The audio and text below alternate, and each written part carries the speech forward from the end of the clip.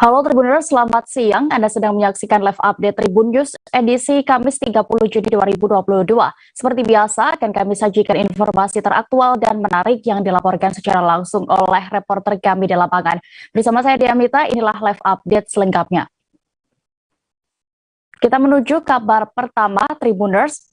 Badan Narkotika Nasional Provinsi Bangka Belitung berhasil menggagalkan penyelundupan ratusan gram sabu-sabu. Sabu itu disita dari tangan pria berinisial R, 20 tahun, warga Rusun Blok 50, Desa 26 Ilir, Kecamatan Bukit Kecil, Palembang. Untuk laporan lebih detailnya akan disampaikan rekan Antoni Ramli, reporter dari Bangka Pos yang sudah bergabung bersama kami. Silakan rekan. Terima kasih Dea.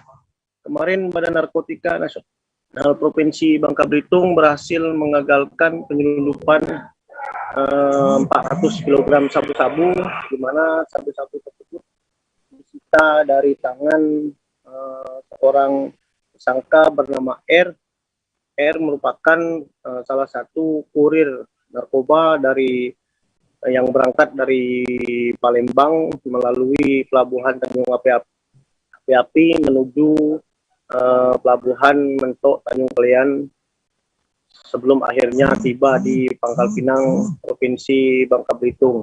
Dari tangan R, polisi menyita 400 gram sabu-sabu yang diestimasikan sekitar 400 juta rupiah. Nah, pengungkapan kasus ini berawal dari adanya informasi yang diterima Badan Narkotika Provinsi Bangka Belitung bahwa akan ada transaksi narkoba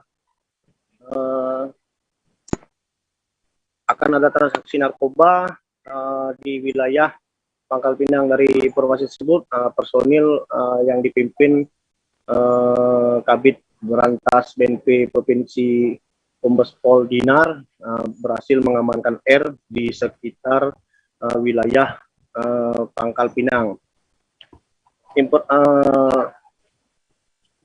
Demikian rekan Dea. Baik. Terima kasih rekan Antoni untuk laporan Anda dari Bangka. Selamat kembali bertugas. Kita beralih ke informasi berikutnya, Tribuners di Provinsi Sumatera Selatan. Kamera tilang elektronik sudah terpasang di satu titik lokasi di Kabupaten Musirawas, tepatnya di Jalan Poros, depan Pasar B, Sri Katon, Kecamatan Tugu Mulyo, Kabupaten Musirawas. Penerapan elektronik tilang ini akan di-launching pada 1 Juli 2022 esok. Dan bagaimana persiapannya dan juga terkait ini akan dilaporkan oleh rekan Ahmad Farozi, reporter dari Sriwijaya Post yang sudah siap dengan informasinya. Silakan.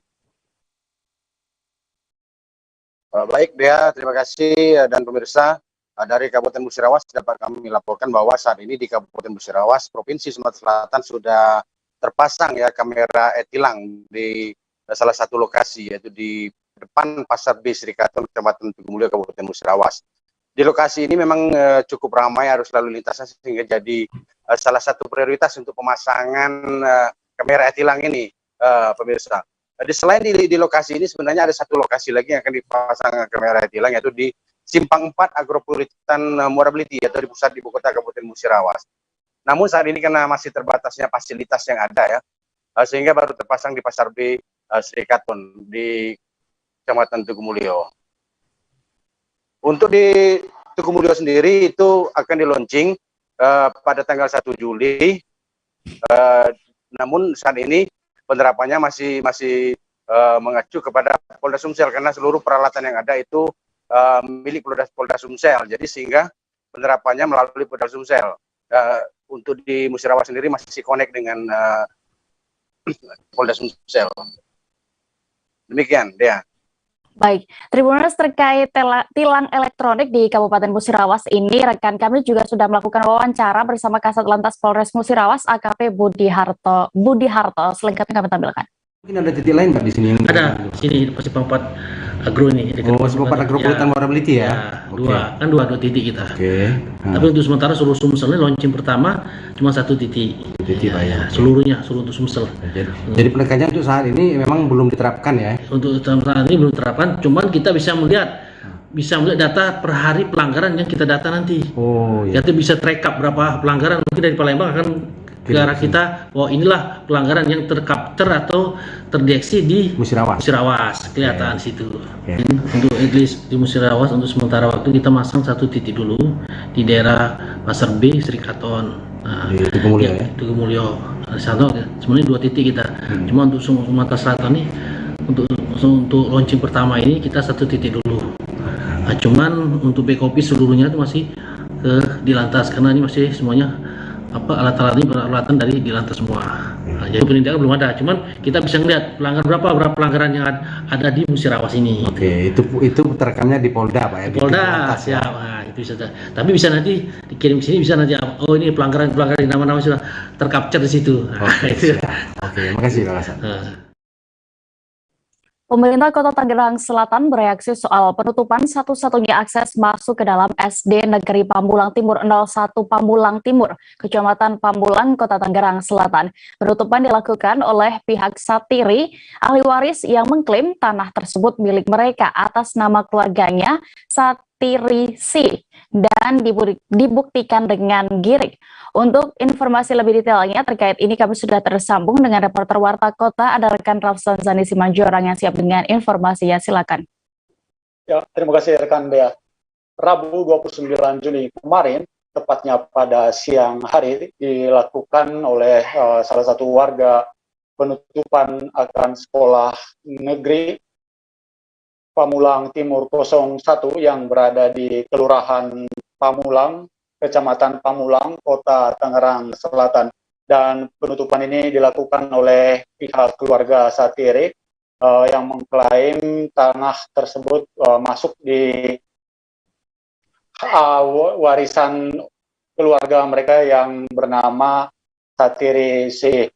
Dan sebelumnya pihaknya sempat juga, sebelum melakukan penutupan, pihaknya sempat menanyakan kepada pihak sekolah akan sertifikat-sertifikat yang dimiliki oleh pihak sekolah, namun hanya ada sertifikat pembangunan sekolah di tahun 1980. Pihaknya pun melakukan komunikasi kepada pihak kelurahan dan juga kecamatan, namun bahkan ke pihak arsip, namun tidak mendapatkan titik terang. Dan untuk itu, karena tidak adanya komunikasi yang baik dan kepastian antara pihaknya dengan dinas-dinas terkait, mereka pun melakukan aksi penutupan akses satu-satunya ke SDN Pamulang Timur 01 tersebut dan memberikan tenggat waktu 1 minggu agar dinas-dinas terkait bisa memanggil mereka dan melakukan diskusi bersama apakah kekuatan hukum dari tanah ini, apakah milik aset desa ataupun yang sekarang menjadi aset pemerintah Kota Tangerang Selatan, atau sebaliknya aset pihak dari keluarga Satiri.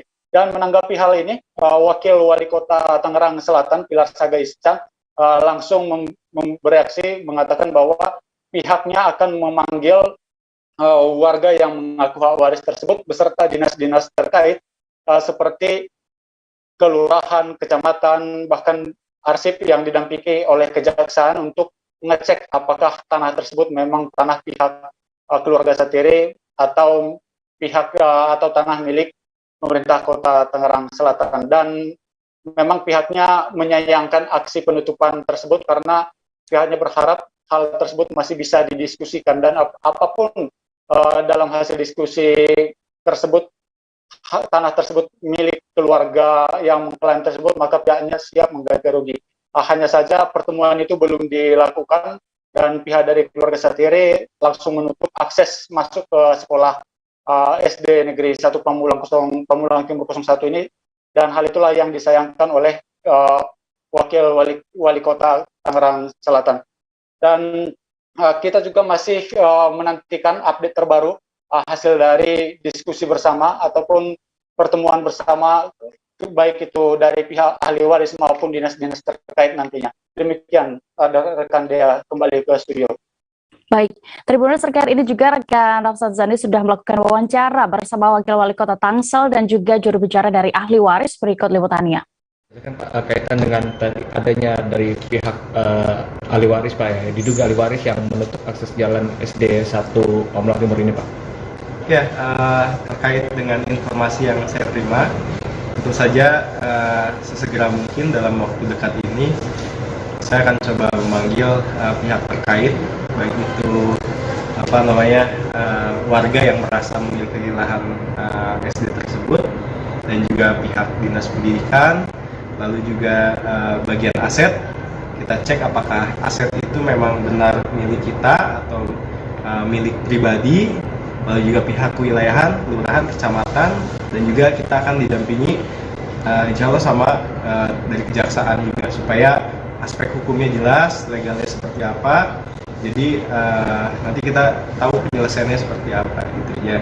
Saya harap sih semua ini bisa berjalan dengan baik ya. Dalam arti tidak perlu ada upaya-upaya yang kira-kira dapat merugikan kita semua lah. Apalagi sekolah ini kan memang untuk anak-anak sekolah yang udah dekat ini harus masuk sekolah ya. Jadi saya rasa mudah-mudahan ada solusi secepat mungkin bagaimana permasalahan ini bisa tertangani lah gitu. Dan Tutupan akses jalan ini, Pak. Yang dipersoalkan kepada klien kami, saudara kami, orang tua kami, adalah menuntut haknya yang terpakai oleh pemerintah alias SD 01 Kecamatan Pamulang, Kelurahan Pamulang Timur. Kita mencari haknya. Karena Pak Haji sudah tua, mungkin dalam posisi bicara mungkin kurang lancar, masih kurang ingatan, jadi beliau minta bantu kepada saya sebagai pendamping untuk mengklarifikasi apa yang dia sedang lakukan terhadap baik pemerintah maupun terhadap yang lainnya di sekitar lingkungan. Pak, ini lahan yang diklaim oleh klien Bapak ini berapa luas, Pak? Yang tersurat ya, yang tersurat dalam surat 700 meter. Padahal luas yang sesungguhnya lebih daripada 2000. Ada pertanyaan, kok bisa begitu, Pak? Pertanyaannya tempo dulu bahwa kita taruh di NJOP 700 dengan alasan supaya bayar pajaknya murah. Pegawai Dinas Pekerjaan Umum dan Penataan Ruang atau PUPR Kabupaten Halmahera Barat, Maluku Utara melakukan aksi mogok kerja. Aksi itu dipicu karena tidak dibayarkannya tunjangan kinerja kurang lebih 4 bulan. Pegawai pun memalang pintu masuk kantor PUPR menggunakan kursi kantor. Bagaimana terkait keadaan di sana akan dilaporkan reporter Tribun Ternate. Kami sudah terhubung dengan rekan Faisal Amin. Silakan dengan laporan Anda. Ya, baik sahabat Tribuners, bahwa benar kejadian pemalangan kantor PUPR Kabupaten Halmahera Barat. Jadi kemarin pada pagi hari, pemalangan kantor PUPR Kabupaten Halmahera Barat ini dipicu karena belum dibayarnya tunjangan kinerja para pegawai PUPR. Belum dibayarnya tunjangan kerja PUPR ini sehingga sejumlah pegawai melakukan aksi mogok kerja. Bukan hanya aksi mogok kerja, para pegawai juga memalang pintu kantor dinas PUPR dengan menggunakan kursi serta mengikat pintu dengan menggunakan tali.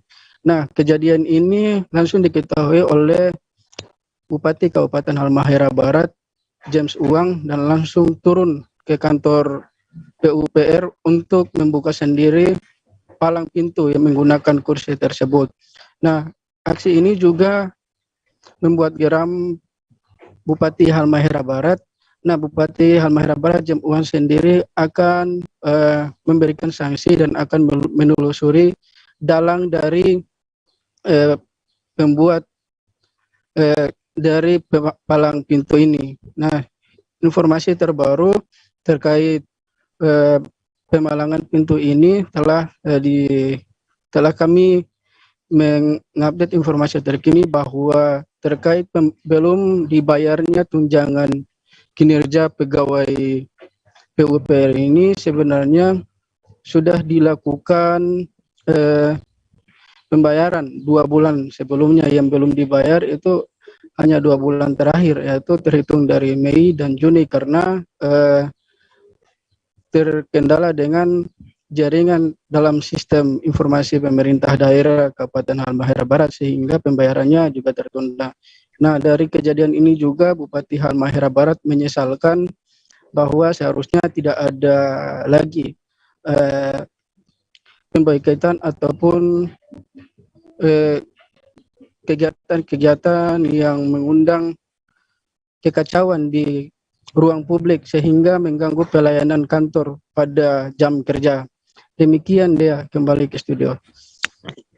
Baik, terima kasih rekan Faisal Amin untuk laporan Anda. Selamat kembali bertugas. Kita menuju Jawa Tengah, Tribuners. Video dugaan pungutan liar di Terminal Tirtonadi Solo beredar luas di media sosial. Dalam video tampak seorang pria berseragam petugas terminal diduga menerima salam tempel dari seseorang. Menurut Kepala Terminal Tirtonadi Solo, yang ia tak menampik hal itu dan menyebut sudah terjadi pada bulan Mei 2022 lalu. Untuk informasi lebih detail dan juga fakta di lapangan terkait ini, kami sudah tersambung dengan rekan Agil Trisetiawan, reporter dari Tribun Solo yang akan melaporkan selengkapnya. Silakan. Ya, Dea, sebuah video yang berisikan gambar tentang dugaan petugas di Terminal Tirtonadi Solo menerima salam tempel atau pungli viral di media sosial, utamanya di media sosial TikTok, yang mana video tersebut diunggah oleh akun Ingat Nafas dan dengan tagging Wali Kota Solo Gibran Raka Buming Raka dan Gubernur Jawa Tengah Ganjar Pranowo. Dari konfirmasi kami terhadap Kepala Terminal Tirtonadi Solo, Joko Supriyanto, bahwasanya kejadian tersebut terjadi pada bulan Mei tahun 2022 lalu atau 1 bulan yang lalu, yang mana hal itu dilakukan oleh oknum petugas yang berstatus sebagai tenaga kontrak. Joko sendiri mengatakan bahwasanya dari petugas tersebut tidak bersinggungan dengan pengecekan surat kendaraan atau yang biasa disebut ramcek, karena bahwasanya petugas yang menerima pungli tersebut merupakan petugas yang bekerja di bagian administrasi. Joko sendiri juga mengatakan bahwasanya ramcek dilakukan secara tim dan tidak dilakukan secara sendiri. Dari kejadian tersebut, pihaknya sudah melakukan klarifikasi kepada yang bersangkutan dan telah membuat berita acara, yang mana berita acara tersebut merekomendasikan oknum petugas di Terminal Tirtonadi yang diduga menerima pungli itu akan dilakukan pemberhentian. Sementara itu, Wali Kota Solo Gibran Raka Buming Raka enggan menanggapi atau mengomentari kejadian tersebut, bahwasanya Terminal Tirtonadi Kota Solo sendiri merupakan terminal tipe A, yang mana petugasnya merupakan di bawah dari Kementerian Perhubungan. Dan demikian, Gibran mengaku malu adanya pungutan liar yang terjadi di Kota Solo, dan dia mendukung jika adanya sanksi yang diberikan kepada oknum-oknum yang melakukan pungli. Selain itu, Gibran juga berpesan kepada masyarakat jika menemukan pungli bisa segera melapor ke petugas yang atau pihak yang berwajib. Ya. Baik, terima kasih rekan Agil melaporkan dari Solo. Selamat kembali bertugas. Kita beralih ke Aceh, Tribuners. Terjadi kecelakaan lalu lintas tunggal di kawasan Desa Persiapan Air Sejuk, Kecamatan Blangkejeren. Insiden itu memakan korban jiwa seorang warga Desa Gele, Kecamatan Blangkejeren di Kabupaten Gayo Lues. Dan untuk informasi lebih detailnya, kami sudah terhubung dengan rekan Rasid dan reporter dari Serambi News yang akan melaporkan selengkapnya. Silakan. Baik, Tribuners, kami laporkan dari Gayo Lues. Telah terjadi kecelakaan seorang pengendara sepeda motor, yaitu jenis Yamaha Mio, yang menabrak trotoar jalan, yaitu lintasan Blangkejeren Kota Cani, persisnya di kawasan Desa Persiapan Aisjo, Kecamatan Blangkejeren.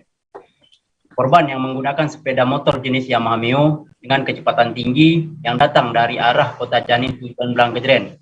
Korban atas nama Jufri, umur 45 tahun, warga Gele, Kecamatan Blangkejren meninggal di TKP setelah terpental atau terpelanting sekitar 25 meter setelah menabrak trotoar jalan tersebut. Korban selama ini diketahui yaitu ODGJ, yaitu orang dalam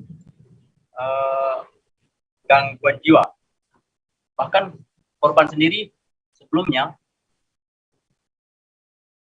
menikam salah satu anggota DPRK beberapa tahun yang lalu di Kecamatan Blangkejren.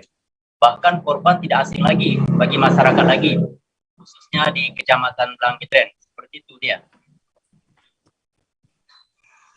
Baik, terima kasih rekan Rasidan untuk laporan Anda. Selamat kembali bertugas. Kita menuju informasi berikutnya. Tribuners, bus Damri terguling di Jalan Lintas Timur, kilometer 179, register 45, Kabupaten Mesuji, Lampung.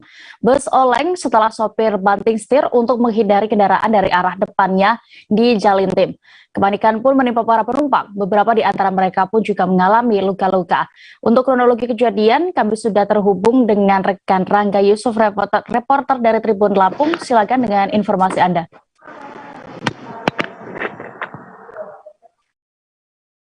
Baik rekan Dea dan Tribuners, bisa saya sampaikan kondisi kecelakaan bus Damri sendiri ini kecelakaan tunggal ya, terjadi di Jalintim, Jalan Lintas Timur, dekat dengan Polsek Simpang Matang. Jadi kondisinya menurut saksi mata yang ada di sekitar lokasi, itu mobil bus Damri ini dari arah Palembang atau Simpang Matang menuju daerah Tulang Bawang Unit 2, daerah Tulang Bawang Unit 2. Bus Damri ini melihat ada mobil berlawanan, dia menghindar untuk ditarik setirnya begitu ke arah kiri, lalu ditarik lagi ke arah kanan. Jadi kondisinya itu oleng atau tidak seimbang sehingga bus Damri ini jatuh di aspal yang ada di Jalan Lintas Timur. Begitu rekan Dea dan Tribuners. Untuk kecelakaan sendiri itu tidak mengalami korban jiwa ya, hanya luka-luka. Itu pun ada sekitar 4 orang atau 4 penumpang yang luka-luka termasuk sopirnya. Dan kondisi saat penyelamatan juga mungkin bisa saya jelaskan cukup dramatis ya, karena kondisinya terguling mobil itu dan para penumpang berada di dalam tidak bisa keluar. Dan seketika itu mobil bus Damri itu mengeluarkan asap, sehingga warga sekitar itu merasa panik ya, tidak ada jalan keluar lagi, sehingga harus memecahkan kaca depan di bagian bus. Begitu rekan Dea dan Tribuners. Baik, terima kasih rekan Rangga Yusuf melaporkan dari Lampung. Selamat kembali bertugas. Kita beralih ke informasi berikutnya. Seorang pemuda 23 tahun di Bengkulu nekat menghabisi nyawa bibi kandungnya sendiri. Terungkap ternyata pelaku menghabisi nyawa korban dalam pengaruh minuman keras. Untuk laporan selengkapnya Tribuners terkait kronologi kejadian ini akan diinformasikan rekan Ahmad Sendi Kurniawan, reporter dari Tribun Bengkulu yang sudah bergabung di sana. Silakan.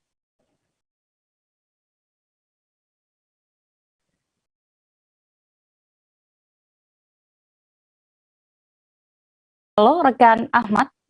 Oh ya, terima kasih rekan Dea yang ada di studio. Memang benar telah terjadi kasus pembunuhan di mana pembunuhnya sendiri adalah keponakan dari bibi si pelaku.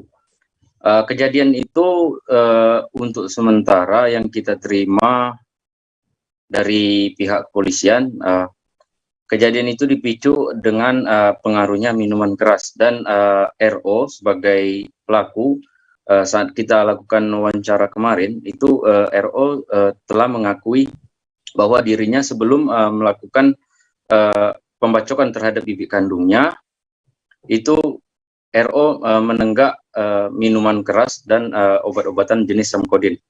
Dan perlu diketahui kronologis kejadian, sebelumnya pihak keluarga mengetahui bahwa RO ini mengalami kerasukan makhluk halus, dan 3 hari belakang sebelum kejadian, jadi keluarga dari pelaku berduyun-duyun pergi ke rumah untuk mengobati korban yang diduga kerasukan makhluk halus.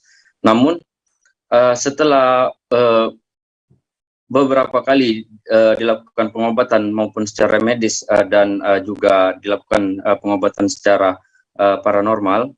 Namun RO ini tidak kunjung sembuh. Dan pada kejadian kemarin, RO sendiri tidak diketahui keluar dari rumah karena posisi beberapa keluarga yang menginap di rumahnya sudah tertidur.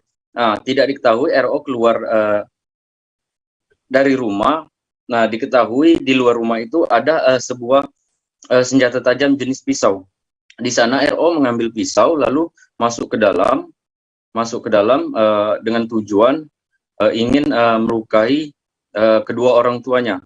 Namun di sana terdapat bibinya melihat RO ingin melukai kedua orang tuanya, langsung bertujuan untuk melerai RO. Namun naas bibi tersebut mendapatkan bacokan dari RO sendiri. Jadi bibi korban pun setelah dilakukan pembacokan, bibi korban sempat dilarikan ke Rumah Sakit Hasanuddin Damramana, namun tidak tertolong karena luka yang dialami bibinya cukup besar dan disebabkan juga dengan pengeluaran darah yang terlalu banyak. Kemudian sekarang ini pihak kepolisian Polres Bengkulu Selatan juga sudah melakukan pemeriksaan terhadap para saksi maupun pendalaman terhadap kasus pembunuhan ini. Mungkin itu saja rekan Dea yang ada di studio yang bisa saya informasikan hari ini. Baik, dan Tribuners rekan Ahmad sudah mendapatkan keterangan terkait kejadian ini dari Kanit Pidum Satreskrim Polres Bengkulu Selatan. Berikut liputannya. Dugaan tindak pidana menghilangkan orang pasal 338 terkait masalah keluarga. Dengan TSK-nya inisial RR 25 tahun, warga Pagardewa. Untuk korban sendiri atas nama Yusmawati bin Sakal 61 tahun, pekerjaan petani. Untuk dugaan sementara? Untuk dugaan sementara pembunuhan bermotif keluarga.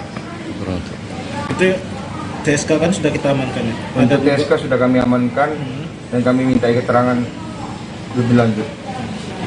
Ada dugaan TSK itu mengalami gangguan kejiwaan untuk sementara berdasarkan keterangan dari keluarganya memang betul bahwa ada gangguan kejiwaan, tetapi kami belum menerima surat bahwa adanya terkait gangguan tersebut. Tumpahan minyak solar mengenai Jalan Jenderal Sudirman, Sungai Liat, Kabupaten Bangka. Akibat jalan yang licin, sejumlah kendaraan yang melintas pun mengalami kecelakaan. Untuk informasi lebih detail dan juga kondisi di sana akan dilaporkan rekan Dedi Marjaya, reporter dari Bangka Post yang sudah bergabung bersama kami. Silakan dengan informasi Anda. Ya, selamat siang Dea. Bahwa dapat saya laporkan bahwa kemarin terjadi di Jalan Jenderal Sudirman, Sungai Liat, Kabupaten Bangka. Warga mendapati sejumlah masyarakat yang mengendarai motor yang terjatuh karena licinnya jalan tersebut. Jalan tersebut ternyata saat dicek, ternyata sepanjang jalan ada tumpahan minyak solar yang sampai saat ini belum diketahui penyebabnya apa. Apakah dari bocoran mobil ataupun dari mobil tangki pembawa minyak. Anggota Polres Bangka yang mendapatkan informasi kemudian mendatangi lokasi dan mengalihkan kendaraan agar tidak menambah jumlah korban kecelakaan. Bahkan salah satu korban pengendara juga sempat terbentur aspal dan mengalami pingsan hingga dia harus dilarikan ke rumah sakit terdekat. Pihak pemadam kebakaran Kabupaten Bangka yang mendapatkan permintaan bantuan kemudian mendatangi lokasi guna membersihkan jalan dari solar yang menggenangi jalan Jenderal Sudirman Sungai Liat tersebut, di mana PMK pemadam kebakaran sendiri mengerahkan satu mobil PMK dan satu mobil tangki cadangan, di mana air yang di dalam mobil tangki dan PMK telah lebih dulu dicampur dengan sabun dan deterjen sehingga dapat membersihkan jalan dari tumpahan solar. Kejadian tersebut berlangsung sekitar 3 jam dan akhirnya pengendara bisa melintas dengan aman. Menurut warga sekitar ada sekitar 10 kendaraan bermotor jenis roda 2 atau motor yang mengalami kecelakaan akibat licinnya jalan di area tersebut, sehingga satu diantaranya mengalami pingsan dan dilarikan ke rumah sakit umum. Demikian dia. Baik, Tribuners terkait ini juga rekan Edi sudah melakukan wawancara bersama Kepala Damkar Pemkab Bangka, Supriyanto. Berikut liputannya. Saya belum tahu kronologinya, cuman ada laporan dari kawan kita Lantas Polres Bangka bahwa ada tumpahan solar di depan Orom ya, depan Orom gitu. Ini menurut anggota sendiri sempat membuat kecelakaan juga? Beritanya seperti itu, tapi kronologi saya berapa orang yang pastinya saya belum tahu. Untuk saat ini damkar sendiri melakukan apa, Pak? Saya untuk damkar sendiri yang melakukan pembersihan karena damkar sendiri ada alatnya untuk melakukan pembersihan. Menggunakan apa itu, Pak? Menggunakan mobil tangki, semprot, kemudian dikasih apa namanya foam ya, foam sabun karena foamnya chemical foamnya habis, jadi kita pakai pakai sabun. Membersihkan ininya ya, membersihkan solar yang tumpahan itu, Pak. Kalau sudah pakai sabun atau rinso ya juga sudah. Kita ke Provinsi Lampung, kasus penemuan jasad di Kampung Sinar, Banten, Kecamatan Bekri, menggegerkan warga setempat. Polisi berhasil mengungkap bahwa jenazah yang diketahui berjenis kelamin laki-laki itu ternyata korban pembunuhan. Pelaku merupakan teman wanita korban sendiri dan dilatar belakangi masalah asmara. Untuk motif lebih detailnya terkait ini akan dilaporkan rekan Syamsir Alam, reporter Tribun Lampung yang siap dengan informasinya. Silakan. Selamat siang rekan dia, selamat siang Tribuners.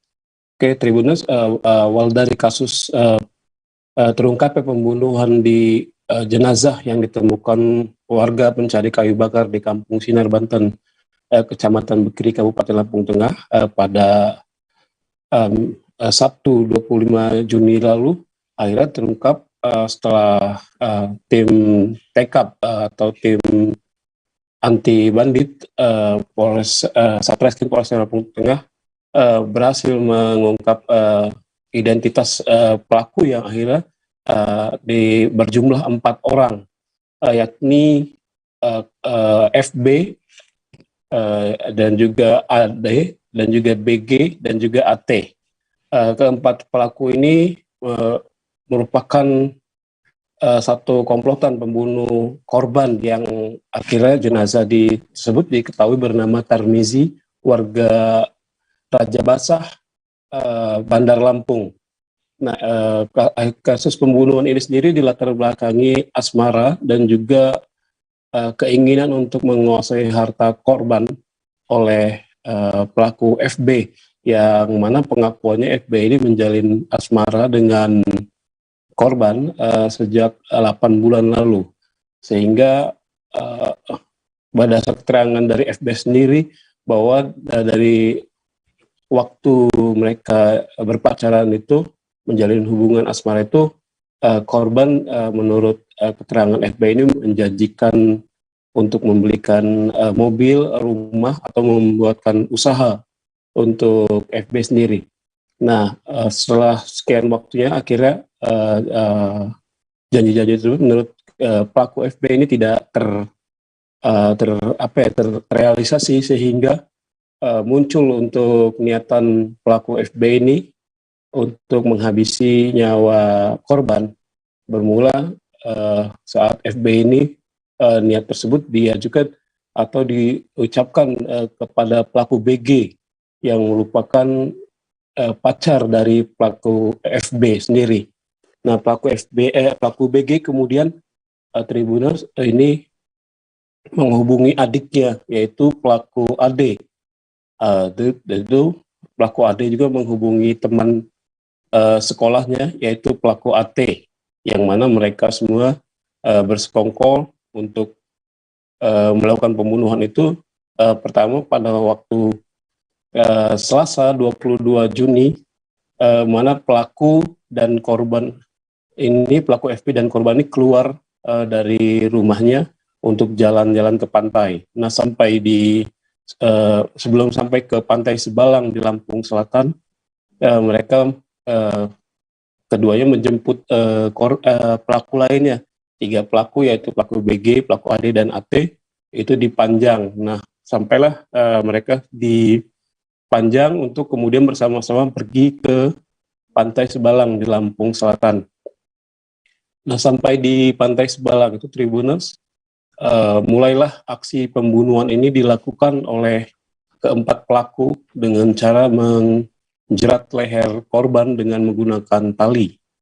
Nah, dengan itu korban sempat lemas dan pingsan. Akhirnya mobil dikendalikan oleh pelaku FB dan dibawa berkeliling Bandar Lampung, di mana niat tersebut sudah mulai dilakukan niat pembunuhan di dalam mobil, yaitu dengan terus memukul wajah korban itu dengan menggunakan batu dan menggunakan benda-benda keras lainnya. Nah, sampai akhirnya korban lemas dan sudah tidak berdaya. Tadinya awal korban, para pelaku ini membawa jasad korban ini ke jalan di Itera di Bandar Lampung, namun karena suasana waktu itu masih ramai, akhirnya para pelaku mengurungkan niatnya, sehingga kemudian keempat pelaku ini membawa jenazah ke Lampung Tengah, di mana ke desa Goras Jaya, Kecamatan Bekri, di mana tempat tersebut merupakan tempat tinggal pelaku BG dan juga pelaku AD. Nah, sampai di Goras Jaya tersebut, Tribuners, akhirnya mereka membawa korban itu ke sebuah areal danau di sana, dan di sanalah kemudian aksi pembunuhan itu dilakukan dengan terus memukuli wajah korban hingga rusak itu bagian wajahnya, sehingga hampir sulit dikenalkan dengan batu. Lalu kemudian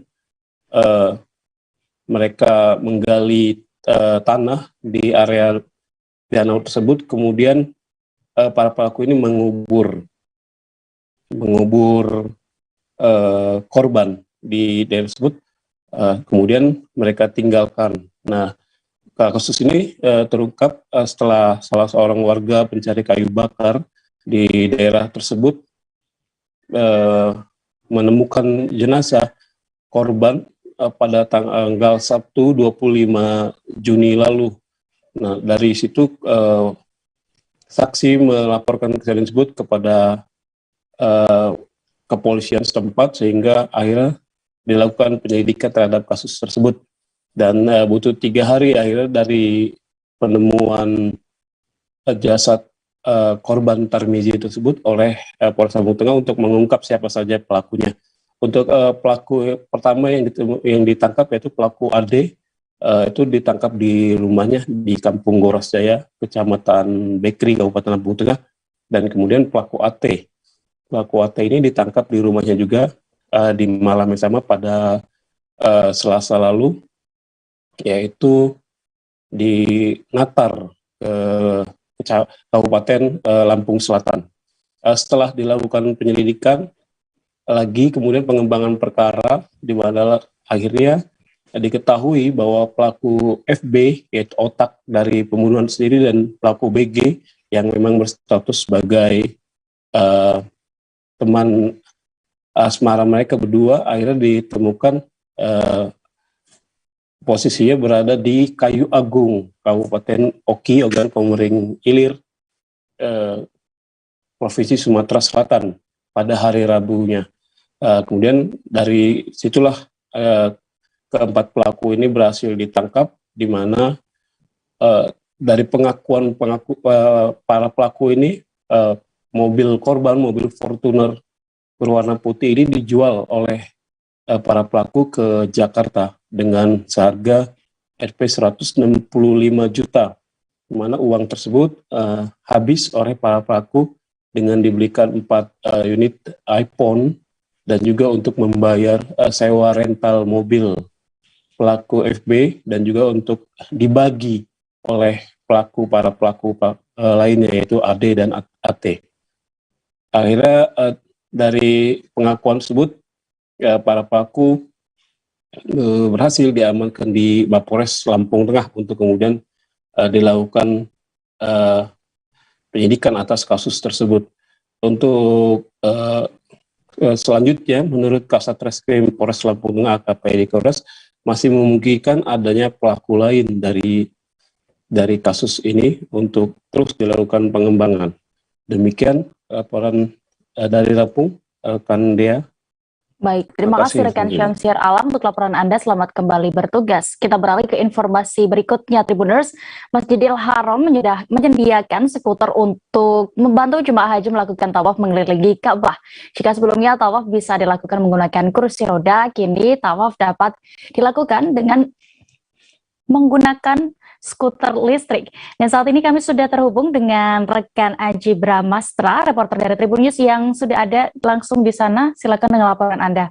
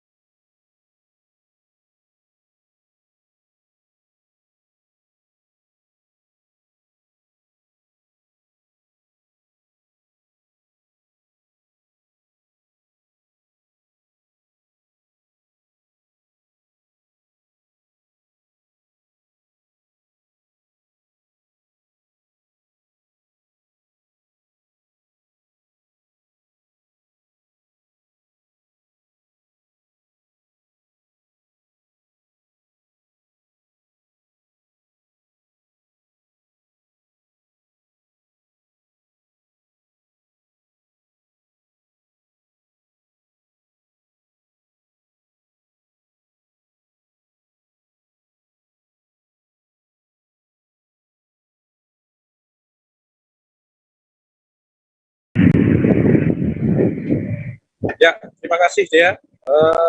Jemaah haji saat ini bisa menggunakan jasa layanan skuter listrik yang tersedia di Masjidil Haram. Tentunya jasa ini diperuntukkan untuk jemaah haji lansia atau mereka yang tidak punya kekuatan secara fisik untuk melakukan ibadah tawaf dan sa'i. Sebagaimana diketahui, ibadah tawaf dan sa'i memerlukan fisik yang cukup besar. Untuk sa'i sendiri misalnya seorang muslim atau seorang jemaah haji harus berjalan sekitar 3,6 km. Nah sekarang di Masjidil Haram jemaah haji bisa yang ingin menggunakan skuter listrik bisa langsung menuju ke lantai 3. Di sana skuter listrik itu tentu saja tidak gratis tapi disewakan begitu. Nah untuk jemaah haji yang tertarik harganya tergantung untuk peruntukannya. Jadi kalau untuk tawaf saja tentu harganya berbeda apabila digunakan untuk tawaf dan sa'i. Untuk sa'i atau tawaf saja misalnya harga sewanya berkisar 57,5 riyal. Kemudian itu untuk skuter kapasitas 1 orang. Sementara untuk skuter kapasitas 2 orang harganya 115 riyal atau sekitar 460.000. Nah, harga itu untuk menyewa skuter listrik selama 2 jam yang diperkirakan sudah cukup untuk layanan tawaf dan sa'i begitu. Nah, caranya mengoperasikan skuter listrik ini juga sangat mudah ya. Lansia tidak perlu khawatir menggunakan karena cukup mudah.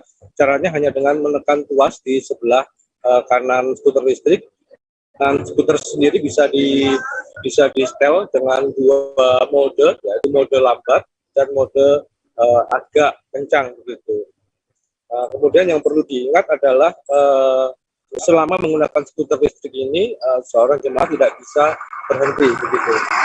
Dan info lainnya adalah jemaah haji Indonesia yang sudah diberangkatkan ke Arab Saudi saat ini sudah mencapai sekitar 82.000, sudah sekitar 82% dari total kuota jemaah haji yang berangkat ke menunaikan ibadah haji tahun ini. Sebagaimana diketahui, saat ini semuanya sudah mulai mempersiapkan kegiatan Armusna atau kegiatan puncak ibadah haji, yakni Arafah, Musdalifah, dan Mina yang akan berlangsung pada tanggal 8 Juli mendatang. Di Arab Saudi sendiri, Klinik Kesehatan Haji Indonesia sudah memfokuskan semua tenaga kesehatan untuk bersiap melayani jemaah haji di sekitar Arafah, Musdalifah, dan Mina. Di Armusna, di kegiatan puncak ibadah haji ini, Klinik Kesehatan Haji Indonesia menurunkan total 782 orang tenaga kesehatan. Demikian ya. Baik, terima kasih rekan Aji Bramastra, dan berikut Tribuners, rekan kami juga sudah sempat melakukan wawancara bersama calon haji asal Padang bernama Yanti. Berikut liputannya. Apa menggunakan jasa mau ini? Coba aja biar kenangan gitu, biar kita gitu. mencoba gitu kan. Oke.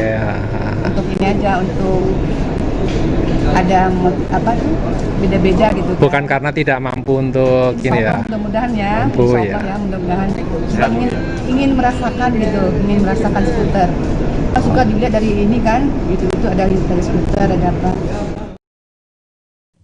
Tribuners, diketahui sejumlah wilayah di Indonesia telah menggelar pantauan hilal Hari Raya Idul Adha 1443 Hijriah serentak pada Rabu 29 Juni 2022 sore kemarin. Seperti di Kota Makassar, Sulawesi Selatan, pemantauan dipusatkan di parkiran lantai 4 Mall GTC, Jalan Metro Tanjung Bunga. Setelah sidang isbat, pemerintah pun sudah menetapkan bahwa 1 Zulhijjah 1443 Hijriah ditetapkan jatuh pada 10 Juli 2022. Untuk informasi lebih detailnya terkait ini, rekan kami Muslimin Emba, reporter dari Tribun Timur, sudah siap dengan laporannya. Silakan.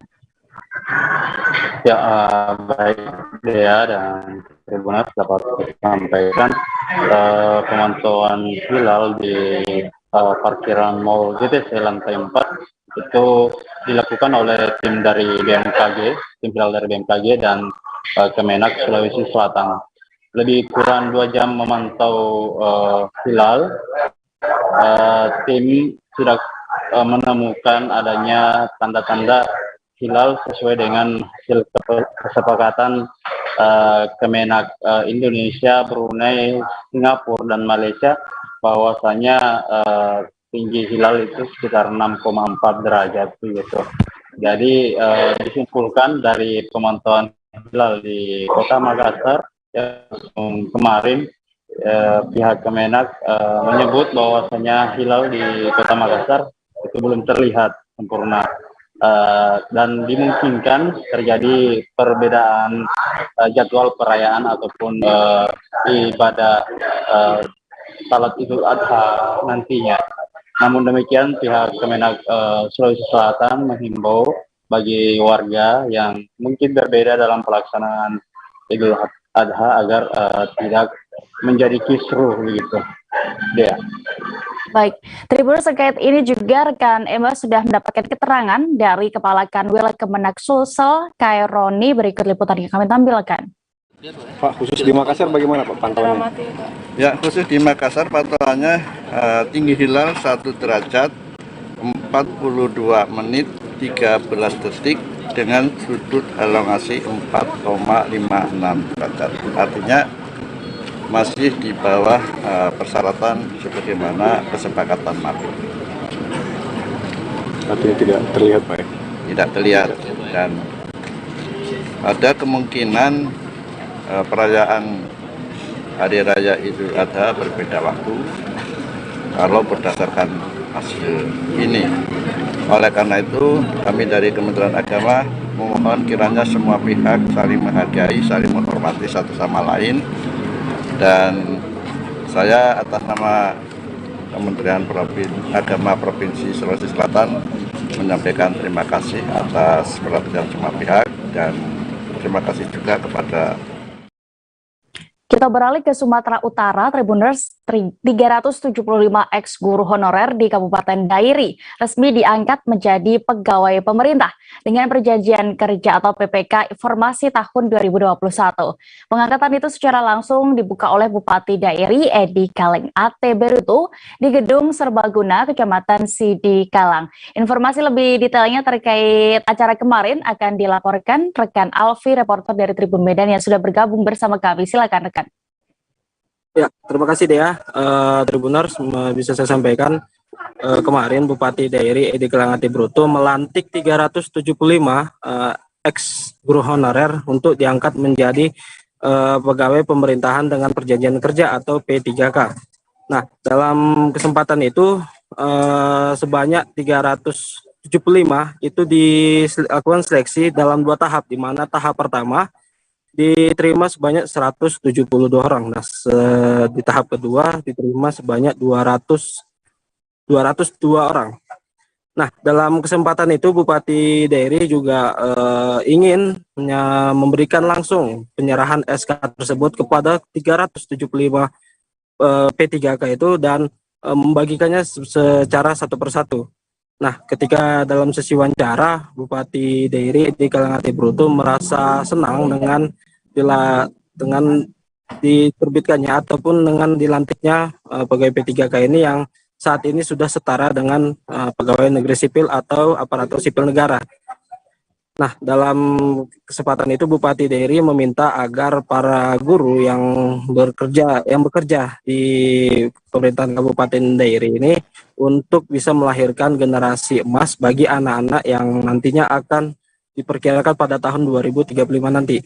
Nah, salah satu pegawai P3K yang berhasil kami wawancara yang bernama Bapak Dapat Purba mengaku senang karena selama ini dirinya sebagai guru honorer selama 6 tahun merasa kesulitan, baik itu dari gaji maupun kesejahteraan. Nah, dengan dilantik jadi P3K ini ataupun yang setara dengan ASN, dirinya mengaku senang karena terkait dengan gaji dan juga kesejahteraan saat ini sudah setara dengan ASN. Gitu deh. Baik, Tribuners, berikut kami tampilkan hasil wawancara rekan Alfi bersama Bupati Dairi dan juga ex-guru honorer yang diangkat menjadi PPPK. Berikut liputannya. Guru-guru honor kita, tetapi juga oleh saya dan seluruh jajaran, pada hari ini kita bisa menyerahkan surat keputusan sebanyak 375 kepada guru-guru honor yang sudah berbakti untuk mendidik anak-anak kita selama ini. Mereka semua sekarang bisa masuk menjadi keluarga besar aparatur sipil negara di Kabupaten Dairi dengan status P3K. Ini mereka tunggu-tunggu dan kami tunggu-tunggu. Tidak mudah untuk masuk ke dalam status itu, mereka harus diuji, kita pun harus mengurus seluruh administrasinya. Akhirnya hari ini kita bisa serahkan. Kami sangat gembira dan saya berharap ini momentum baru karena anak-anak kita harus kita dampingi. Di tahun 2035 kita ingin menjadi generasi, kita ingin melahirkan generasi emas. Nah, guru-guru kita P3K inilah yang harus mendampingi mereka, melatih mereka, memberikan pengetahuan dan profesionalisme kepada anak-anak kita. Saya tadi sebutkan, saya berharap dari guru-guru tadi akan muncul guru-guru penggerak, merupakan standar baru yang ditetapkan oleh Kementerian Pendidikan dan oleh Mas Menteri yang mencerminkan guru yang utuh, guru yang cocok untuk mengawal anak-anak generasi baru untuk memasuki dunia yang sangat kompetitif, sangat digital. Tidak mudah juga, tetapi saya percaya dengan semangat mereka pasti muncul dari guru-guru penggerak. Kesempatan ini saya juga mengucapkan terima kasih kepada seluruh keluarga, orang tua yang selama ini mendedikasikan mereka ya dengan support yang ya tidak seperti yang mereka harapkan, tetapi tetap 6 tahun. Terus saya sekarang jadi diangkat jadi pengajar di sekolah dan saya merasa sangat senang hari ini menerima SK dari Bapak Bupati Dairi langsung. Dan terima kasih untuk beliau dan juga untuk maju. Itu harapan saya, dan ke depan para honorer yang di belakang saya juga akan diperhatikan. Itu harapan saya. Terima kasih. Itu semua pertimbangan yang dilakukan oleh TSN dan juga pemerintah. Untuk perbedaannya apa nih Pak selama menjadi honorer dengan sekarang jadi P3K nanti nih Pak? Perbedaannya sekali masalah gajian dan juga masalah kesejahteraan. Kalau dulu waktu sebelum honorer gajinya kira-kira berapa itu? Ya kalau di waktu honorer itu berjenjang dari 600 sampai 900, 1 juta lah. Kalau sekarang puji Tuhan ya udah sampai ke setara lah dengan setara dengan Puluhan anggota Satpol PP Manado menyerang salah satu kantor perusahaan finance di Manado. Penggerebekan ini buntut dari tewasnya anggota Satpol PP bernama Relly Peter yang tewas saat berdebat dengan debt collector. Untuk kronologi kejadian dan juga bagaimana situasi terkininya akan dilaporkan rekan Delton Durado, reporter dari Tribun Manado yang sudah siap dengan informasinya. Silakan rekan. Baik, terima kasih rekan Dea. Penyerangan terhadap salah satu kantor finance di Kota Manado oleh anggota Satpol PP Manado terjadi pada kemarin malam sekitar jam 9.30. Peristiwa ini berawal ketika ada cekcok antara anggota Satpol PP Manado dan debt collector di lapangan ketika penarikan salah satu kendaraan roda 2, dan cekcok ini terjadi di Kecamatan Wenang di salah satu pasar yang ada di Kota Manado. Nah, pada saat cekcok, anggota Satpol PP ini membela temannya yang motornya akan hendak ditarik oleh debt collector dari perusahaan finance ini. Pada saat membela, anggota Satpol PP ini kemudian meninggal, dan imbasnya pada malam harinya sekitar 30-an lebih anggota Satpol PP Manado mendatangi kantor finance Kota Manado dan melakukan penyerangan. Pada saat itu ada beberapa kendaraan yang dirusak oleh puluhan anggota Satpol PP ini, mulai dari mobil sampai dengan kendaraan roda 2 banyak yang rusak, dan kepolisian sudah mulai melakukan pemeriksaan terhadap peristiwa penyerangan ini. Namun pihak korban dari Satpol PP masih merasa kecewa karena laporan mereka terkait tewasnya anggota Satpol PP ini belum juga ditindaklanjuti, tetapi laporan terkait pengerusakan dilakukan oleh anggota Satpol PP malah lebih dahulukan. Demikian rekan Dea. Baik, Tribuners, terkait kejadian ini rekan Hilton juga sudah melakukan wawancara bersama Kapolsek Wanea, Kompol Ari Najwan. Berikut keterangannya kami tampilkan. Kami dari pihak kepolisian setelah mendapat informasi dari masyarakat bahwa ada kejadian di wilayah hukum Kecamatan Wanea, tepatnya di LIF. Jadi setelah mendapat informasi, kami langsung ke lokasi dan berkoordinasi tentunya dengan pimpinan yang di sini. Jadi untuk mengamankan situasi keamanan yang ada di lokasi FIF sini. Pak, ada tindak pidana yang terjadi Pak? Bagaimana kalau pantauan awal Pak? Jadi sesuai dengan laporan ini nggak ada tindak pidana, yaitu penganiayaan dan juga ada beberapa motor yang dirusak.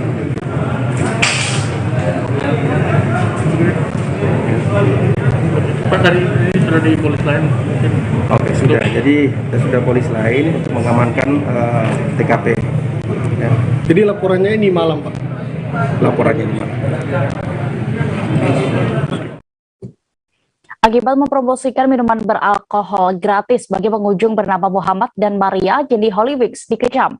Buntut permasalahan itu pun juga menyebabkan outlet-outlet Holy Wings di berbagai kota di Indonesia ditutup. Di wilayah Kabupaten Tangerang sendiri terdapat 3 gerai Holy Wings yang ditutup. Untuk informasi lebih lengkapnya kami sudah terhubung dengan rekan Gilbert Samsandro, reporter Warta Kota yang siap dengan informasinya. Silakan rekan. Ya, dia. Bupati Tangerang Ahmad Zaki Iskandar melakukan penutupan atau penyegelan terhadap 3 outlet Holy Wings di wilayah administrasi Kabupaten Tangerang.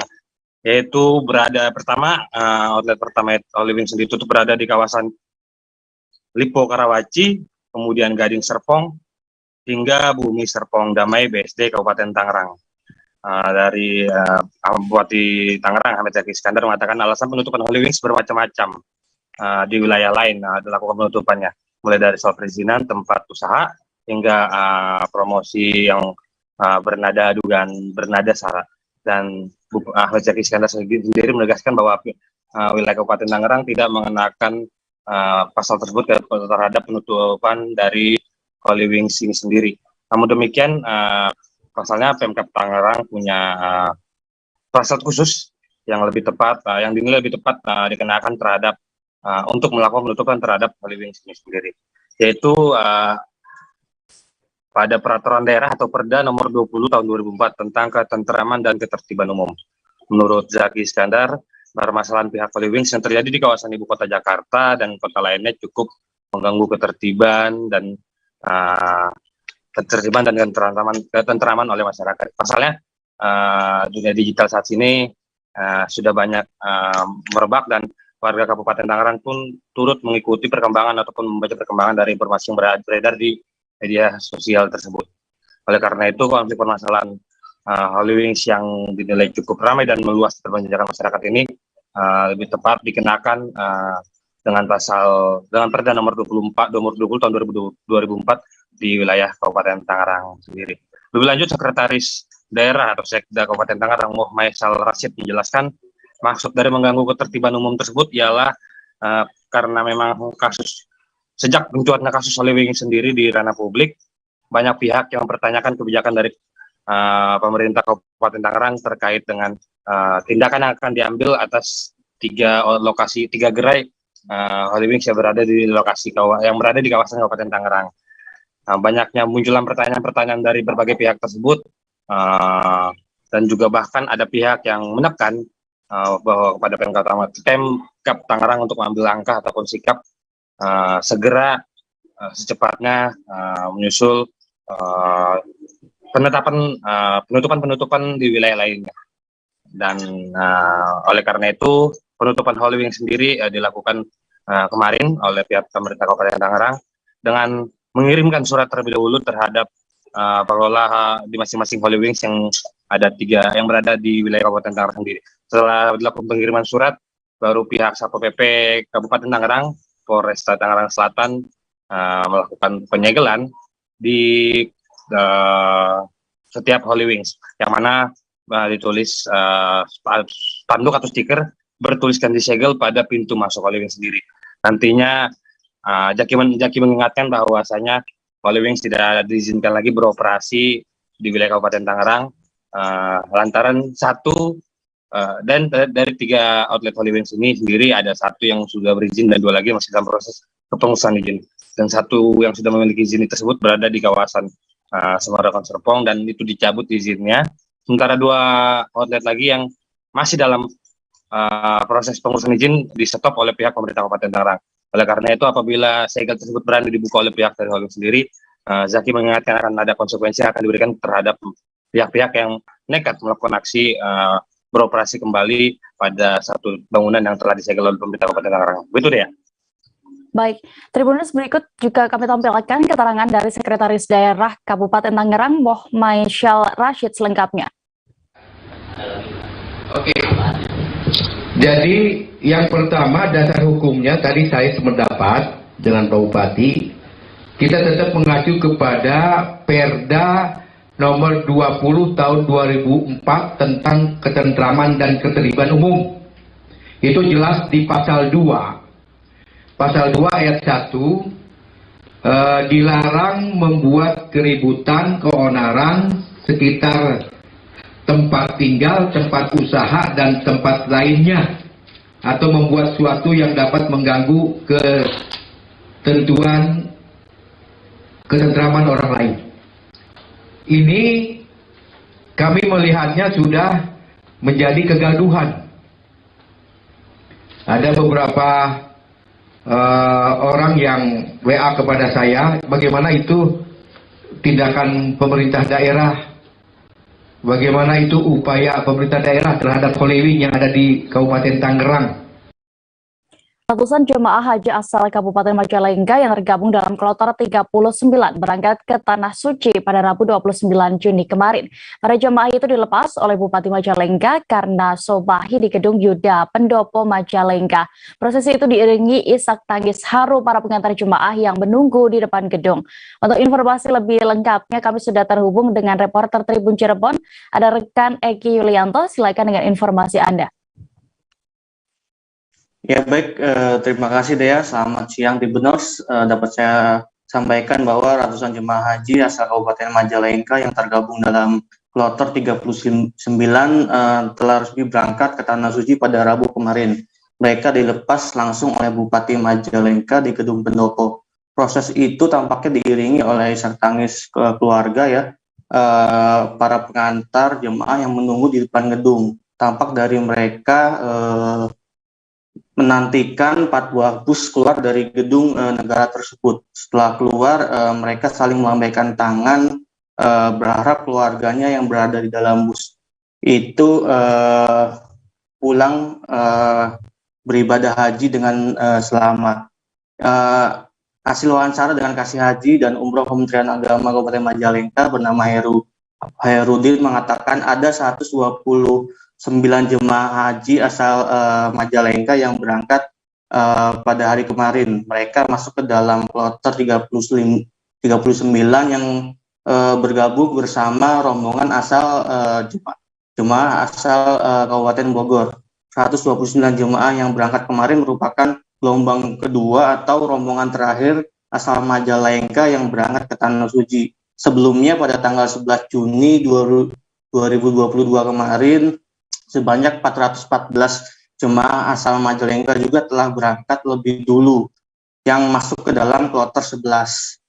Nah, sehingga totalnya pada musim haji tahun ini ada sebanyak 533 jemaah haji asal Majalengka yang bisa berangkat ke Tanah Suci. Sementara Bupati Majalengka juga yang kemarin melepas langsung para rombongan haji berpesan agar para jemaah haji tetap menerapkan protokol kesehatan selama berada di Tanah Suci. Menurutnya pandemi COVID-19 saat ini belum berakhir meski sejauh ini situasinya semakin terkendali.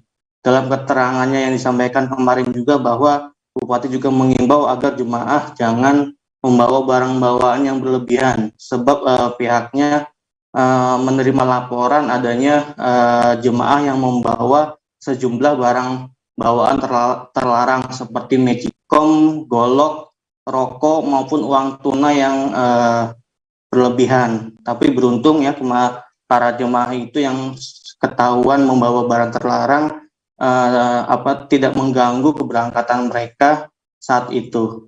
Nah, sementara informasi tambahan ya bahwa kemarin sekitar 10 menit setelah meninggalkan Gedung Pendopo menuju embarkasi haji di Bekasi, insiden tak mengenakan terjadi pada salah satu bus yang membawa rombongan jemaah haji. Saat melintas di Desa Jati Pamor, Kecamatan Penyingkiran Majalengka, salah satu bus terserempet oleh mobil box yang diduga nekat menyalip. Alhasil senggolan pun tak bisa terelakkan ya. Peristiwa itu juga dibenarkan oleh staf Humas Kemenak Majalengka bernama Endang Mukmin saat dikonfirmasi kemarin. Nah, dijelaskan bahwa kejadian itu bermula adanya sebuah mobil box yang melaju searah menuju Kecamatan Kadipaten. Namun saat tiba di lokasi kejadian, mobil box itu diduga nekat memepet dari arah sebelah kiri hingga menyerempet bagian kiri bus. Tapi beruntung kejadian itu tak sampai membuat rombongan haji itu tak jadi berangkat. Sopir mobil box juga saat itu juga langsung diamankan oleh kepolisian setempat dan rombongan bus kembali melanjutkan perjalanan ke embarkasi haji di Bekasi. Begitu dia. Baik, terima kasih rekan Eki Yulianto untuk laporan Anda. Selamat kembali bertugas. Kita beralih ke informasi berikutnya. Kolam endapan limbah restoran KFC di area parkir Ambon Plaza akhirnya diperbaiki setelah 20 tahun. Sebelumnya, keberadaan kolam endapan limbah KFC itu sudah dikeluhkan warga sekitar karena mengganggu aktivitas warga dan mencemarkan lingkungan. Terkait ini, kami sudah terhubung dengan reporter Tribun Ambon, ada rekan Mesya Marasabesi di sana. Silakan dengan informasi Anda.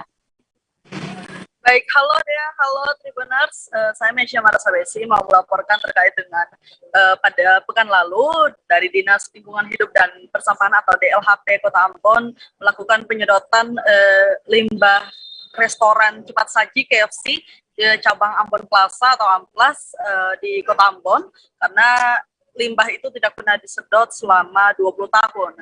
Nah, ini baru dilakukan penyedotan pertama setelah dari DLHP menerima laporan dari warga sekitar karena katanya keberadaan limbah itu sangat mengganggu aktivitas warga dan juga mencemarkan lingkungan. Kemudian setelah penyedotan itu dilakukan dari DPRD Kota Ambon, khususnya Komisi 3 melakukan pemanggilan terhadap pengelola Amplas dan juga manajer KFC untuk menghadap ke DPRD. Nah, setelah itu mereka melakukan rapat menanyakan alasan terkait dengan kenapa sampai limbah KFC itu tidak pernah disedot selama 20 tahun.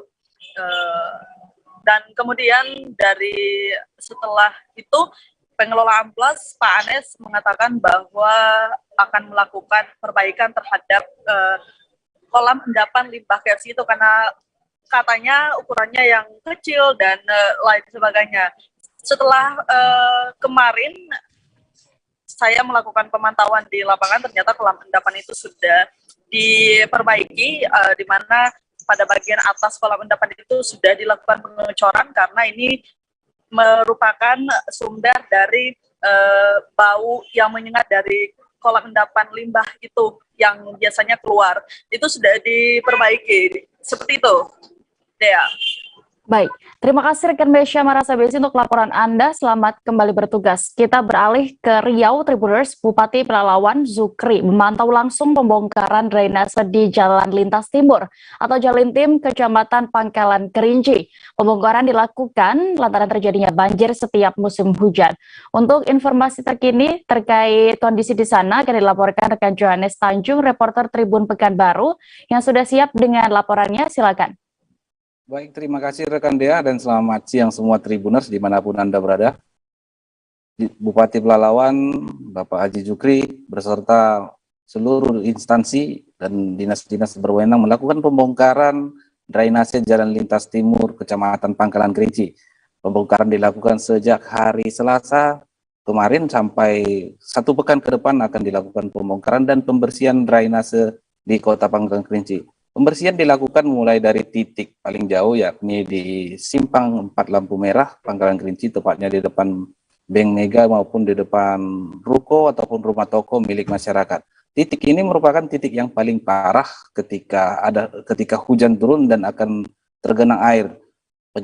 Salah satu penyebab banjir yang selama ini terjadi di Pangkalan Kerinci. Bupati Zukri menggerakkan seluruh OPD yang berwenang yakni Dinas Lingkungan Hidup, Dinas Pekerjaan Umum, termasuk juga Dinas Damkar maupun instansi lainnya. Bahkan diturunkan 1 unit alat berat dan juga 2 unit mobil damkar untuk membongkar drainase tersebut. Drainase yang tersumbat ditembakkan menggunakan mobil damkar dan sedangkan yang sudah ditutup permanen dibongkar menggunakan alat berat.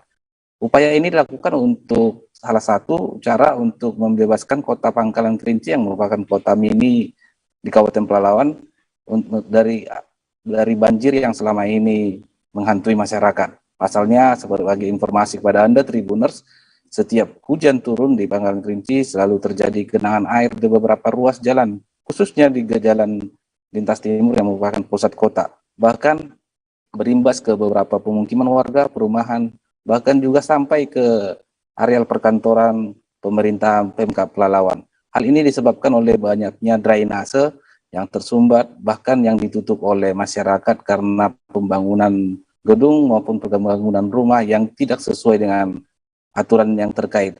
Selain itu juga pemerintah Kabupaten Pelalawan juga melakukan normalisasi sungai yang merupakan pembuangan akhir daripada aliran air di saat hujan turun. Bupati Pelalawan dalam proses pembersihan atau pembongkaran drainase itu turun langsung memantau bagaimana kondisi daripada drainase yang ada di Jalan Lintas Timur. Memang drainase Jalan Lintas Timur dan juga Jalan Lintas Timur tersendiri merupakan aset dari pemerintah pusat, dalam hal ini Kementerian PUPR. Pemerintah Kabupaten Pelalawan telah melayangkan surat permintaan atau surat izin untuk melakukan pembersihan drainase tersebut. Alhasil Kementerian PUPR juga memberikan izin bahwasanya pihak kementerian bertugas untuk membersihkan sekitar 500 meter areal drainase tersebut, kemudian selebihnya ditangani oleh pemerintah Kabupaten Pelalawan. Sampai saat ini proses pembersihan juga masih terjadi, masih dilaksanakan juga Tribuners, karena kondisi jalan lintas yang sudah belasan tahun dibangun belum pernah dilakukan pembersihan.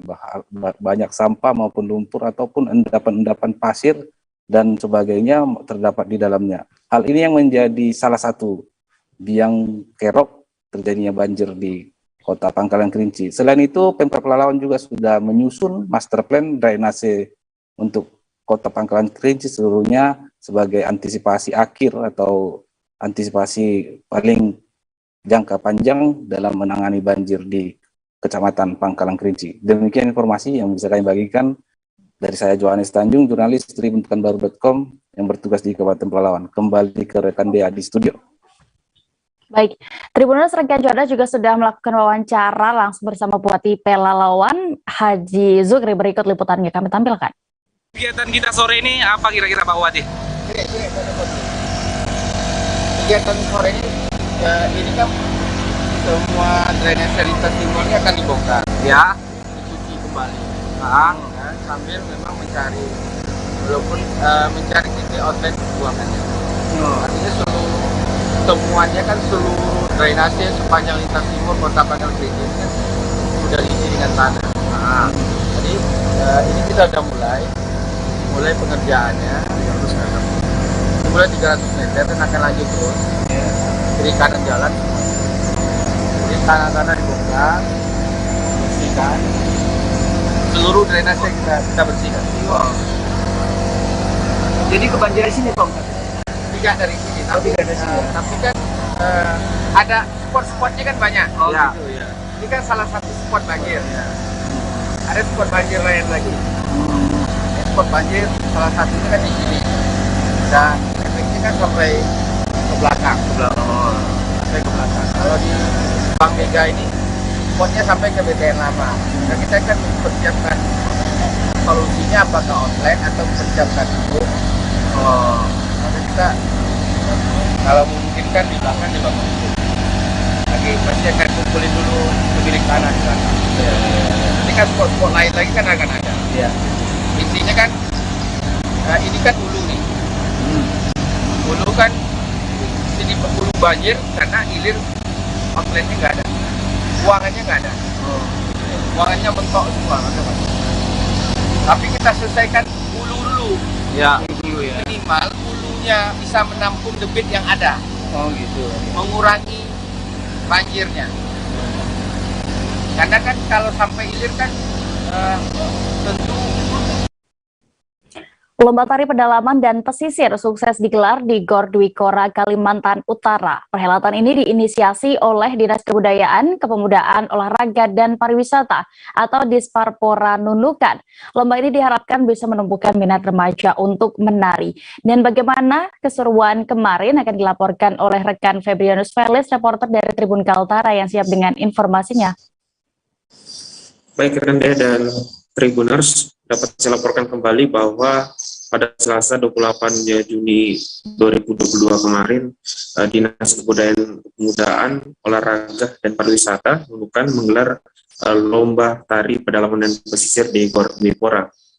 Diketahui lomba tari pedalaman dan pesisir itu diikuti 9 grup tari dari beberapa kecamatan seperti Semanggaris, Pulau Sepatik, dan Pulau Nunukan. Kepala Disparpora Nunukan, Junaidi, mengatakan seni tari mulai kurang diminati remaja di era hari ini Hal itu kata Junaidi karena masifnya pengaruh budaya luar sehingga membuat para milenial lebih memilih bermain gadget dan game ketimbang berlatih tari daerah. Junaidi berharap lomba tari pedalaman pesisir yang mereka adakan itu perlahan bisa menumbuhkan minat remaja untuk menari. Ia menyebut dua jenis tarian yang dilombakan pada hari itu ada dua, yakni tarian pesisir seperti gumbak debubu, perahu layar, jepen asmara, dan bebandung. Sementara itu 5 tari lainnya merupakan jenis pedalaman seperti mandi permanis, mandau, hiburan dan kesyukuran, kencet pepatai, dan tarian gong. Lomba tersebut kata Junaidi merupakan permintaan dari pemerintah provinsi dalam rangkaian lomba HUT Kaltara pada Oktober mendatang, sehingga salah satu dari lomba yang diadakan di Parpora Nunukan akan mewakili Kabupaten Nunukan ke tingkat provinsi dalam memeriahkan HUT Kaltara Oktober mendatang. Dalam sekedar diinformasi bahwa tarian pedalaman dan pesisir itu ada 2 instrumen, musik mandiri dan juga ada menggunakan musik rekaman. Dan informasinya di Parpora Nunukan sampai saat ini masih terus melakukan pembinaan dan edukasi kepada kelompok tari di Nunukan agar terus mengaktifkan kembali tarian-tarian daerah yang khas dari Nunukan Kalimantan Utara. Demikian laporan sementara dari Nunukan Kalimantan Utara. Felix kembali ke dia di studio. Baik, terima kasih rekan Felix, dan berikut Tribuners kami tampilkan keterangan dari Kepala Disparpora Nunukan, Junaidi, terkait perlombaan ini selengkapnya. Hari seni budaya seperti apa nih budaya di Kabupaten Nunukan sendiri? Jadi gini, ini kegiatan yang tertunda, yang kami awal Februari kemarin mau melaksanakan beberapa gebiar kegiatan Dinas Kebudayaan, Pemuda dan Olahraga serta Pariwisata, namun terkendala dengan COVID. Akhirnya COVID kembali normal dan ini kami akan menindaklanjuti. Salah satu diantaranya lomba tari pedalaman dan pesisir pantai. Nah ini kebetulan connect dengan permintaan dari provinsi dan ke nasional.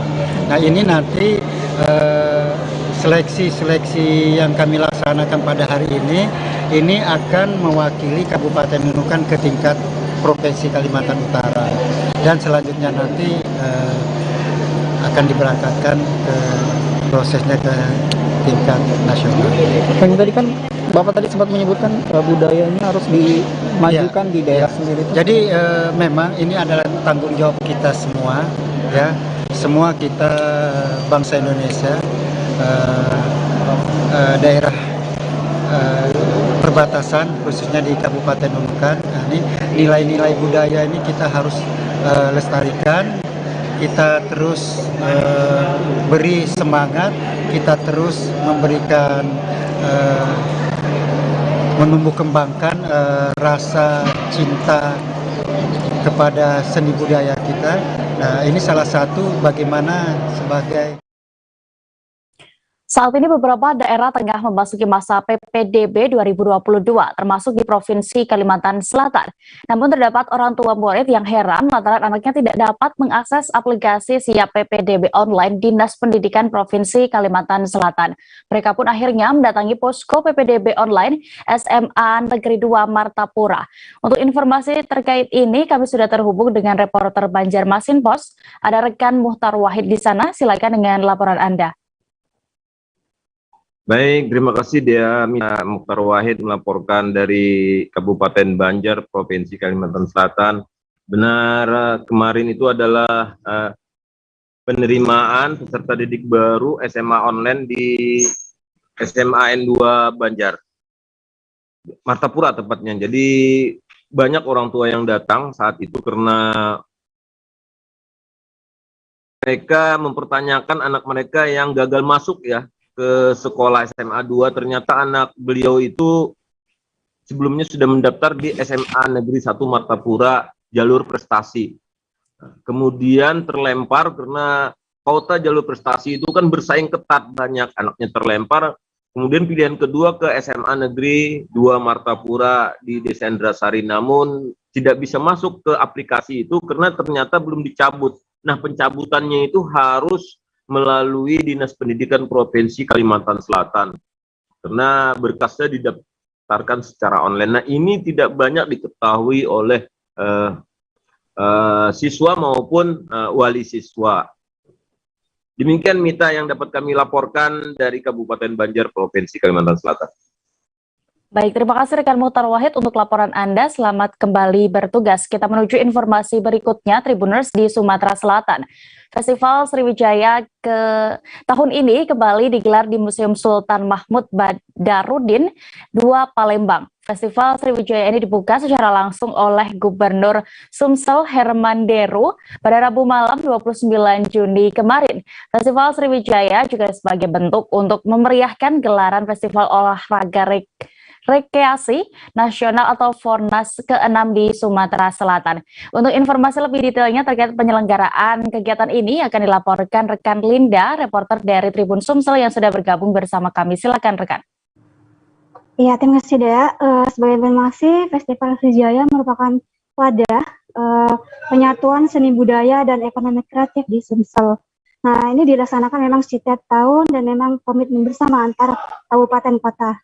Nah, pada saat pembukaan memang dibuka langsung oleh Gubernur Sumsel Herman Deru dan beliau mengatakan kegiatan ini juga sebagai untuk mengenalkan khasanah budaya yang ada di Sumsel yang bisa ditampilkan pada event nasional maupun internasional seperti saat ini di Sumsel sedang ada event Fornas ke-6 gitu ya. Nah, Festival Sriwijaya ke-30 ini diadakan dari tanggal 29 Juni sampai 6 Juli mendatang. Itu dibukanya mulai dari pukul 9 sampai 11 malam. Untuk kali ini tema Festival Sriwijaya, kita adalah Sriwijaya, kita bangga sebagai Sriwijaya, dengan menyuguhkan keindahan gedung museum SMB 2 Palembang yang merupakan cagar budaya dengan pemandangan sekitarnya seperti Sungai Musi dan Jembatan Ampera. Nah, untuk Festival Sriwijaya ke-30 akan menjadi suguhan menarik dan spektakuler yang menyajikan tata lampu yang artistik dan megah sebagai latar panggung untuk pertunjukan utamanya. Terus pengunjung juga akan disuguhkan keunikan dan keindahan seni tari, lagu, dan teatrikal dari seluruh kabupaten kota yang ada di Sumsel. Jadi nanti tampilnya akan secara bergiliran sampai 6 Juli mendatang. Terus istimewanya di Festival Sriwijaya ini selain ada teater tadi juga ada juga nih kuliner gitu ya. Disediakan 20 stand kuliner khusus khas Sumsel yang bisa dinikmati pengunjung yang mengunjungi Festival Sriwijaya. Begitu dia. Baik, terima kasih rekan Linda dan berikut Tribuners kami tampilkan keterangan dari Gubernur Sumsel Herman Deru terkait kegiatan ini selengkapnya. Kita baru saja membuka Festival Sriwijaya yang selama ini 2 tahun belakangan kemarin kita laksanakan secara sangat terbatas. Kali hari ini kita laksanakan di depan museum Sultan Mahmud Badarudin II dan terbuka untuk umum. Gunanya adalah mengenalkan begitu banyak khasanah budaya Sumatera Selatan ini kepada masyarakat, khususnya generasi muda, agar mereka tahu bahwa kita ini kaya sekali akan kebudayaan yang sebenarnya bisa kita tampilkan juga baik pada event nasional maupun internasional. Dengan cara begini kita bisa melihat regenerasi dalam. Informasi tadi sekaligus menutup perjumpaan kita dalam live update siang ini. Tribuners lantaran masih di tengah pandemi, kami kembali mengingatkan untuk tetap menerapkan protokol kesehatan meski sudah terdapat pelonggaran dari pemerintah. Jangan lupa juga saksikan acara selanjutnya travel update di seluruh kanal YouTube Tribun Network. Saya Dea Mita beserta kru yang bertugas pamit. Terima kasih dan sampai jumpa.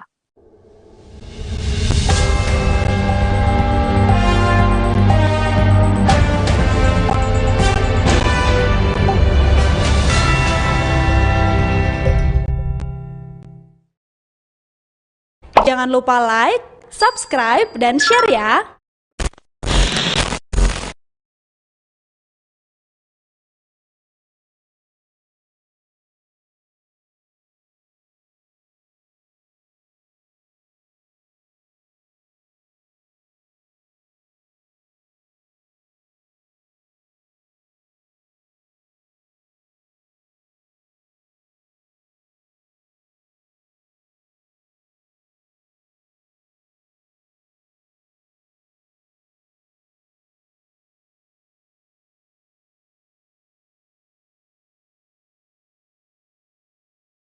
Hai pemain satu, siap hadapi tantangan ini?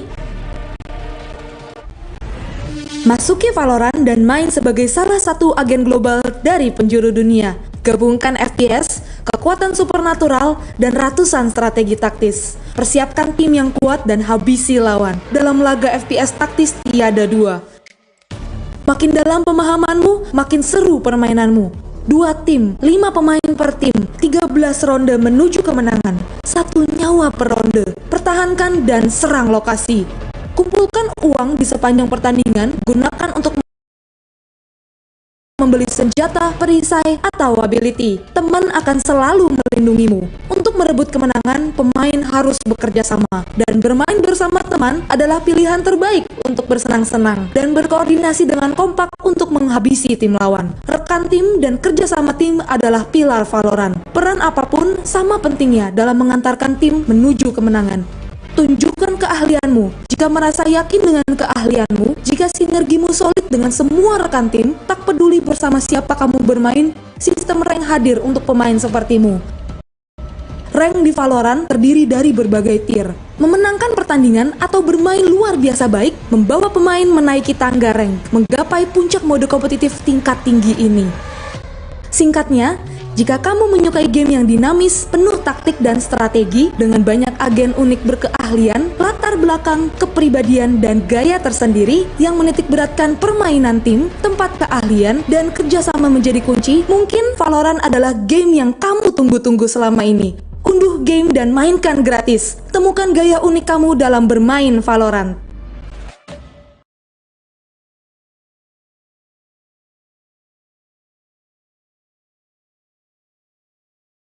Supaya makin siap ujian, Bang Soal koleksinya lengkap buat latihan. Yuk cobain sekarang, cuma ada di ruang guru.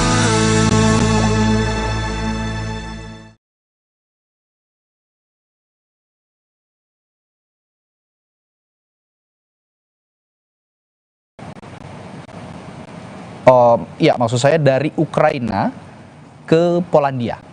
Nanti dari Polandia, Joko Widodo akan menuju ke kota Moskwa dengan menggunakan pesawat. Dari rekaman yang direkam oleh Presiden langsung ini tampak bahwa, maksud kami dari petugas Istana Kepresidenan, ini tampak perjalanan berjalan lancar dan Presiden cukup menikmati perjalanan di dalam kereta dari Ukraina menuju Polandia.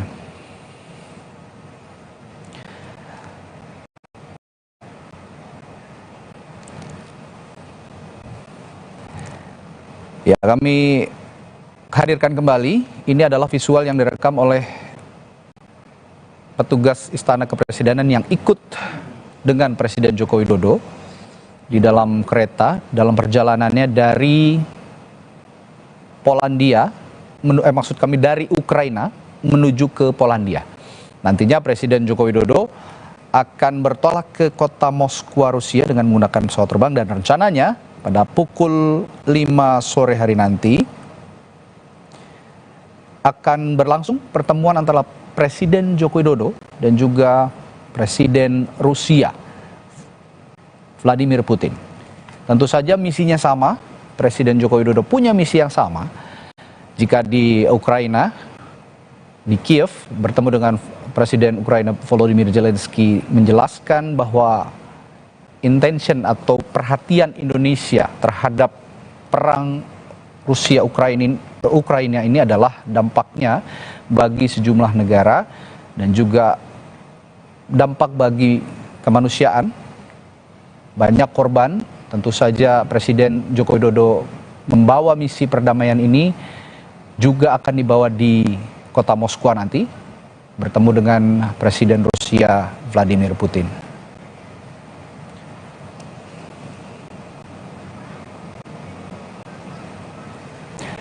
Ya, kami koreksi, visual yang dihadirkan ini adalah sumber langsung dari kami, dari Kompas TV, dan menghadirkan langsung kepada Anda, pemirsa Kompas TV, bahwa ini adalah suasana perjalanan dari Ukraina menuju Polandia. Ya, ini adalah suasana di kota Zemzil, Polandia, saat Presiden Joko Widodo bertolak dari Ukraina menuju Polandia dan selanjutnya akan menuju ke kota Moskwa, Rusia, untuk bertemu dengan Presiden Rusia Vladimir Putin.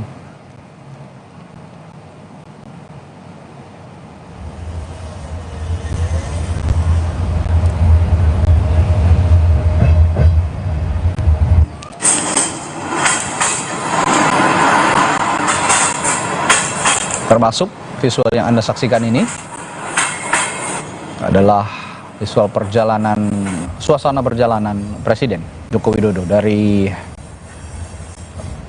Ukraina menuju ke Polandia.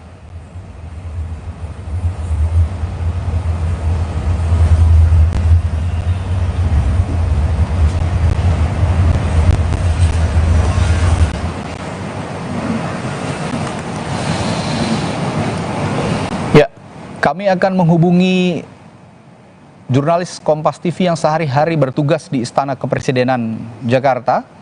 Ada Friska Clarissa. Kita akan tanya, Friska, sejauh ini agenda Presiden yang Anda ketahui dari Ukraina saat ini menuju ke Rusia apa saja? Informasi yang kami peroleh, Radi, saat ini Presiden Jokowi sudah menuju ke bandara di Polandia untuk selanjutnya menuju ke Rusia. Informasi yang kami dapatkan dari sumber Kompas TV di Polandia bahwa nantinya akan ada pertemuan antara Presiden Jokowi dengan Presiden Rusia Vladimir Putin sekitar pukul 5 sore waktu Indonesia Barat. Inilah yang nanti kita tunggu. Kalau kita hitung, perjalanan dari Polandia menuju ke Rusia menggunakan pesawat ini kurang lebih 3 jam. Jadi diperkirakan Presiden akan tiba di Rusia sekitar pukul 3 sore, ada jeda sekitar 2 jam untuk selanjutnya bertemu dengan Presiden Rusia Vladimir Putin. Yang menarik, Radi dan saudara, kalau kita lihat dari perjalanan Presiden kemarin, ini dilakukan maraton. Jadi tidak ada jeda sama sekali antara Presiden Jokowi ke Ukraina, kembali lagi ke Polandia, langsung ke Rusia. Karena memang agenda Presiden padat sekali selama sepekan ini untuk lawatannya, terutama misi perdamaian yang dibawa untuk bertemu dengan pemimpin Rusia dan Ukraina. Kemarin saat bertemu dengan Presiden Ukraina Volodymyr Zelensky, ini dilakukan pun secara tete-a-tete atau empat mata. Yang disampaikan langsung Presiden Jokowi adalah ya agar dibuka ruang dialog perdamaian antara kedua negara, termasuk juga mengundang Presiden Volodymyr Zelensky untuk datang ke G20 yang akan berlangsung di Bali akhir tahun ini.